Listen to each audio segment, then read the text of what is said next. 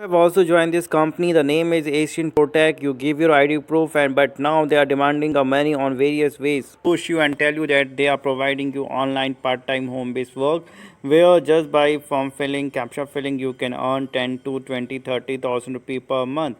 They take your ID proof, photograph, signature, Aadhaar card, voter ID card, PAN card, and then they give you the work. But if you are not able to complete the work, or even if you complete the work, they say you that you have not fulfilled our term and condition, and in between, if you want to left out the job, they will demand the money from you on the name of the cancellation of the agreement. Otherwise, legal action will be taken against you, like a legal notice will be sent to your given address. You have to come to the court in lakhs, you have to pay.